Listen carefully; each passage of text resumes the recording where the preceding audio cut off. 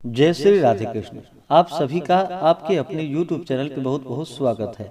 आइए आज आप सब जानेंगे करवा चौथ व्रत के शुभ मुहूर्त के बारे में, पूजन विधि के बारे में, व्रत महत्व के बारे में और फिर सुनेंगे करवा चौथ व्रत की कथा। इस बार करवा चौथ का व्रत जो कि 1 नवंबर 2023 दिन बुधवार को किया जा रहा है। आप सभी माताओं बहनों को करवा चौथ व्रत की ढेर सारी शुभकामनाएं। आप सभी के जीवन में चौथ माता की कृपा से आप सभी को सभी प्रकार के सुख और समृद्धि की प्राप्ति हो। करवा चौथ का व्रत जो कि प्रत्येक वर्ष कार्तिक माह के कृष्ण पक्ष की चतुर्थी तिथि के दिन करवा चौथ का व्रत किया जाता है और इस दिन जो कि संकष्टी गणेश चतुर्थी का व्रत भी किया जाता है। करवा चौथ का व्रत स्त्रियां अपने सौभाग्य में वृद्धि के लिए, अखंड सौभाग्य की प्राप्ति के लिए इस व्रत को धारण करती हैं। इस दिन विशेष प्रकार से भगवान गणेश जी का पूजन किया जाता है, माता गौरी का पूजन किया जाता है, भगवान शिव, माता पार्वती, भगवान कार्तिकेय आदि का पूजन किया जाता है। यह अखंड सौभाग्य को प्रदान करने वाली है। इस बार करवा चौथ का व्रत जो कि 1 नवंबर 2023 दिन बुधवार को किया जा रहा है। चतुर्थी तिथि प्रारंभ समय 31 अक्टूबर 2023 दिन मंगलवार को रात्रि 9:32 पे है और चतुर्थी तिथि की समाप्ति होगी 1 नवंबर 2023 दिन बुधवार को रात्रि 9:21 पे।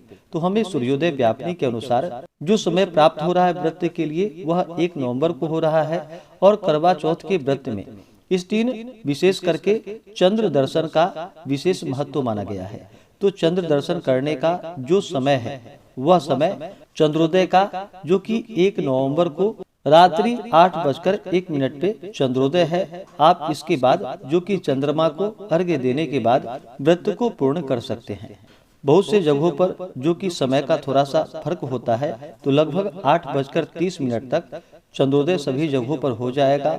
अगर मौसम के चलते चंद्रमा दिखाई ना पड़े तो पंचांग के अनुसार जो चंद्रोदय का समय है उसके अनुसार आप चंद्र देवता को अर्घ्य प्रदान करने के बाद व्रत को पूर्ण कर सकते हैं। 1 नवंबर को जो राहु काल का समय है वह समय सुबह 11:41 से दोपहर 1:06 तक। इस बार जो कि सर्वार्थ सिद्धि योग बन रहा है, जो कि बड़ा ही अच्छा योग बन रहा है। इन योग में पूजन आदि का कार्य करना जो कि अनंत फलदायी माना गया है। तो इस बार सर्वार्थ सिद्धि योग जो कि सुबह 6:14 से अगले दिन सुबह 4:36 तक सर्वार्थ सिद्धि योग बन रहा है, जो कि बड़ा ही अच्छा योग है। जो भी करवा चौथ का स्त्रियां व्रत धारण करती हैं उन्हें चतुर्थी तिथि के दिन सुबह ब्रह्म मुहूर्त में उठ करके नित्य क्रियाओं से निवृत्त होकर के स्नान करके शुद्ध वस्त्र धारण करके व्रत का संकल्प लेना चाहिए। भगवान गणेश जी से चौथ माता से प्रार्थना करनी चाहिए कि यह व्रत मेरा निर्विघ्न पूरा हो, हमें पुण्य फलों की प्राप्ति हो। इस प्रकार से आपके मन में जो भी इच्छा हो, जो भी कामना हो, वह भगवान गणेश चौथ माता से कहनी चाहिए। और चतुर्थी के व्रत में जो कि इस दिन निर्जला रह करके व्रत को धारण किया जाता है और शाम को चंद्रोदय होने पर उससे कुछ पूर्व ही स्नान करके शुद्ध वस्त्र धारण करके 16 श्रृंगार करके पूरे विधि विधान के साथ भगवान गणेश जी का, चौथ माता का, भगवान शिव, माता पार्वती और भगवान कार्तिकेय का पूरे विधि विधान के साथ पूजन करना चाहिए। इस व्रत को सभी जगह अपनी अपनी परंपराओं के अनुसार मनाते हैं, लेकिन विशेष करके इस व्रत में भगवान गणेश जी के पूजन का और शिव परिवार का पूजन करना जो कि विशेष पुण्य फलदायी माना गया है। और जब चंद्रमा उदित होते हैं तो फिर चंद्र देवता को कच्चे दूध का अर्घ्य देना चाहिए। दूध में थोड़ा सा शहद डाल करके या कच्चे दूध का अर्घ्य प्रदान करे या जल से अर्घ्य प्रदान करे। इस दिन जो चंद्र दर्शन किया जाता है वह छननी के द्वारा चंद्र दर्शन किया जाता है और फिर स्त्रियां अपने पति का उसी छन्नी से दर्शन करती हैं। और चंद्र देवता का इस दिन जो कि पंचोपचार या षोडशोपचार विधि के द्वारा पूजन करना चाहिए। जल, पुष्प, अक्षत, धूप, दीप आदि से चंद्रमा का पूजन करके अपने से बड़ों का आशीर्वाद प्राप्त करना चाहिए। अपने पति के चरण स्पर्श करनी चाहिए। उसके बाद फिर जल के द्वारा व्रत खोला जाता है। इस दिन विशेष प्रकार से कलश को स्थापित करके वहाँ पे 2 करवा रखनी चाहिए। एक मीठे का हो, एक सादा हो। 2 करवा रख करके कलश के नीचे जो कि सप्तधान्य या कुछ अनाज रखनी चाहिए। कलश में मौली लपेट करके कलश में जल, पैसा, कुशा, सुपारी डालनी चाहिए। उसमें आम्रपल्लव डालनी चाहिए और उसके ऊपर से एक अनाज से भरा हुआ पूर्ण पात्र रखना चाहिए। और सबसे पहले जो कि भगवान गणेश जी का पूजन करना चाहिए। किसी प्रकार के पूजन में सबसे पहले भगवान गणेश जी का पूजन किया जाता है, तो भगवान गणेश जी का पूजन करे, भगवान गणेश जी का जल से अभिषेक करे, पंचामृत से अभिषेक करे, शुद्ध गंगा जल से अभिषेक करे, भगवान गणेश जी को पीला वस्त्र चढ़ाए, यज्ञोपवीत अर्पित करे, फिर अक्षत, चंदन, पुष्प, पुष्पों की माला अर्पित करे। इसके बाद भगवान गणेश जी को सिंदूर चढ़ाए, दुर्वा दल भगवान गणेश जी को अर्पित करे। इसके बाद फिर धूप और दीप दिखाए, अनेक प्रकार का नैवेद्य अपने श्रद्धा भक्ति भाव के साथ अर्पित करे। नैवेद्य के बाद जल से आचमनी करवाएं। मुख शुद्धि के लिए पान पत्र, सुपारी, लौंग, इलायची के साथ में अर्पित करे। इसके बाद फिर कलश का पूजन करे। इसके बाद फिर भगवान शिव, माता पार्वती का, भगवान कार्तिकेय का पूजन करना चाहिए।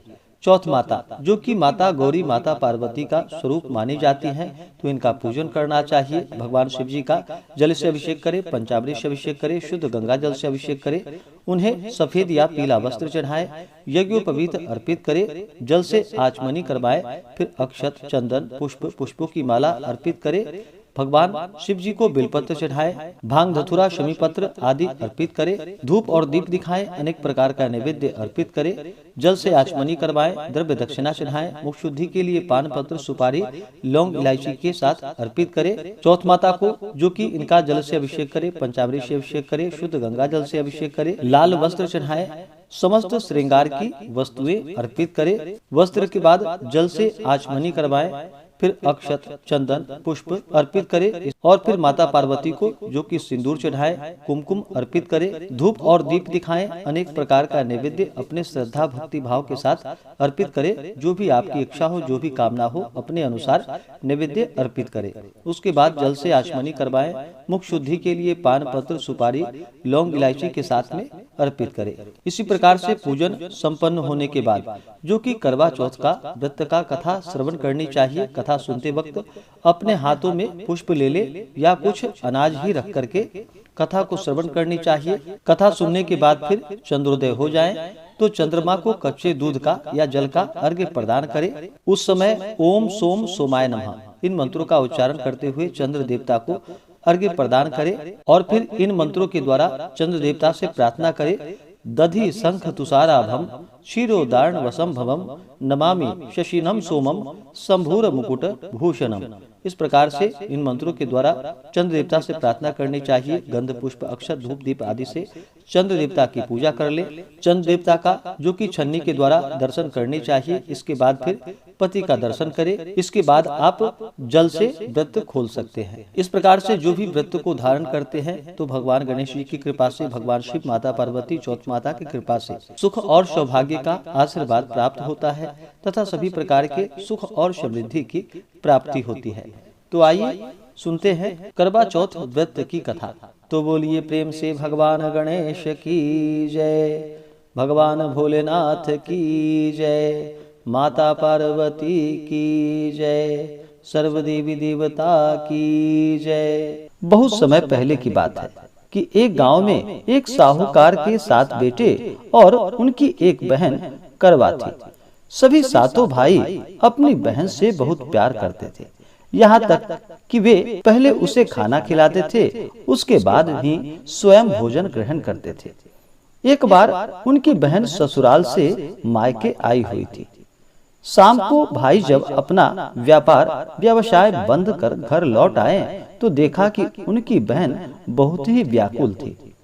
सभी भाई खाना खाने बैठ गए और अपनी बहन से भी खाना खाने का आग्रह करने लगे, लेकिन बहन ने बताया कि उसका आज करवा चौथ का व्रत है, जो कि वह उस व्रत को निर्जला रखती है और वह खाना तभी खा पाएगी जब तक कि चंद्रमा का दर्शन न हो जाए और चंद्रमा को अर्घ ना दी जाए, तब तक मैं खाना नहीं खा पाऊंगी। चूंकि चंद्रमा अभी तक नहीं निकला है, इसलिए वह भूख और प्यास से व्याकुल हो उठी है। सबसे छोटे भाई को अपनी बहन की हालत देखी नहीं जाती और फिर उसने दूर पीपल के पेड़ पर एक दीपक जलाकर चलनी की ओट में उसे रख देता है और दूर से देखने पर वह ऐसा प्रतीत होता है कि जैसे चतुर्थी का चांद उदित हो रहा हो। उसके बाद भाई अपनी बहन को बताता है कि चांद निकल आया है, तुम उसे अर्घ देने के बाद भोजन अब ग्रहण कर सकती हो। बहन भी खुशी के मारे सीढ़ियों पर चढ़कर चांद को देखती है और उसे अर्घ देकर खाना खाने के लिए बैठ जाती है। वह पहला टुकड़ा जैसे ही मुंह में डालती है तो उसे छींक आ जाती है। फिर दूसरा टुकड़ा डालने पर उसमें बाल निकल आते हैं और जैसे ही तीसरा टुकड़ा मुंह में डालने की कोशिश करती है तो उसके पति की मृत्यु का समाचार उसे मिलता है और फिर वह बौखला जाती है। उसकी भाभी उसे सच्चाई से अवगत कराती है कि उसके साथ ऐसा क्यों हुआ है।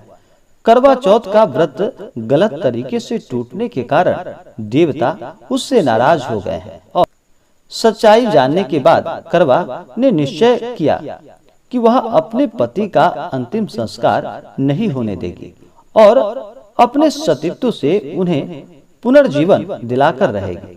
वह पूरे 1 वर्ष तक अपने पति के शव के पास बैठी रहती है और उसकी देखभाल करती है और उसके ऊपर उगने वाली सुई नुमा घास को वह एकत्रित करती हुई जाती है। और 1 वर्ष बाद फिर करवा चौथ का दिन आता है। उसकी सभी भाभियां करवा चौथ का व्रत रखती हैं। जब भाभियां उससे आशीर्वाद लेने आती हैं तो वह प्रत्येक भाभी से कहती है कि यम सुई ले लो, पिया सुई दे दो, मुझे भी अपनी जैसी सुहागिन बना दो, ऐसा आग्रह करती है। लेकिन हर बार भाभी उसे अगली भाभी से आग्रह करने का कहकर चली जाती है। इस प्रकार जब छठे नंबर की भाभी आती है तो करवा उससे भी यही बात दोहराती है। यह भाभी उसे बताती है कि चूंकि सबसे छोटी भाई की वजह से ही उसका व्रत टूटा था, अतः उसकी पत्नी में ही शक्ति है कि वह तुम्हारे पति को दोबारा जीवित कर सकती है। इसलिए जब वह आए तो तुम उसे पकड़ लेना और जब तक वह तुम्हारे पति को जिंदा न कर दे उसे नहीं छोड़ना। ऐसा कहकर वह चली जाती है। सबसे अंत में छोटी भाभी आती है। करवा उनसे भी सुहागिन बनने का आग्रह करने लगती है, लेकिन वह भाभी टाल मटोल करने लगती है। इसे देखकर करवा उन्हें जोड़ों से पकड़ लेती है और अपने सुहाग को जिंदा करने के लिए कहती है और बार बार अपने भाभी से आग्रह करती है। भाभी भी उससे छुड़ाने के लिए उसे नोचती है और खसोटती है, लेकिन करवा नहीं छोड़ती है। अंत में उसकी तपस्या को देख भाभी पसीज जाती है और अपनी छोटी उंगली को चीरकर उसमें से अमृत उसके पति के मुंह में डाल देती है। करवा का पति तुरंत जीवित हो जाता है और श्री गणेश कहता हुआ उठ बैठता है। इस प्रकार प्रभु की कृपा से उसकी छोटी भाभी के माध्यम से करवा को अपना सुहाग वापस मिल जाता है।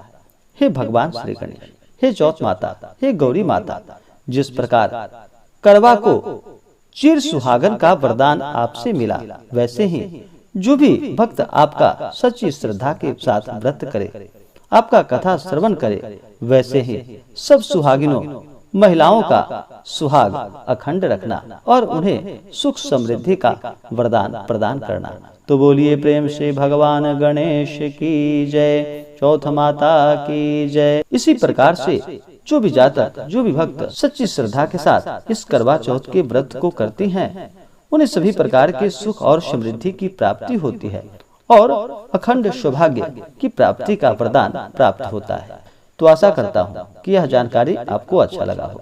ऐसे ही ज्ञानवर्धक जानकारियाँ प्राप्त करने के लिए हमारे इस चैनल को लाल बटन दबा करके सब्सक्राइब करें, साथ में बेल आइकन घंटी दबाएं ताकि मेरे वीडियो का नोटिफिकेशन आपके पास सबसे पहले पहुँचे।